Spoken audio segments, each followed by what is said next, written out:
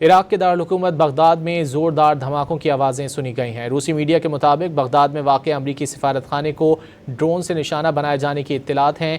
रूसी मीडिया का कहना है कि वाज़ेह नहीं कि ड्रोन हमले से इमारत को नुकसान पहुँचा है या नहीं।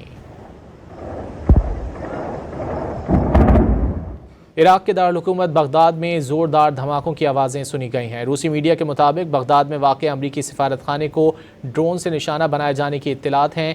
रूसी मीडिया का कहना है कि वाज़ेह नहीं कि ड्रोन हमले से इमारत को नुकसान पहुँचा है या नहीं।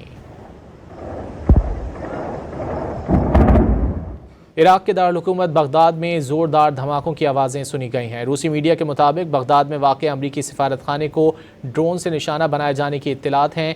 रूसी मीडिया का कहना है कि वाज़ेह नहीं कि ड्रोन हमले से इमारत को नुकसान पहुँचा है या नहीं। इराक के दारुल-हुकूमत बगदाद में ज़ोरदार धमाकों की आवाज़ें सुनी गई हैं। रूसी मीडिया के मुताबिक बगदाद में वाक़ अमरीकी सिफारतखाने को ड्रोन से निशाना बनाए जाने की इत्तलात हैं। रूसी मीडिया का कहना है कि वाज़ेह नहीं कि ड्रोन हमले से इमारत को नुकसान पहुँचा है या नहीं।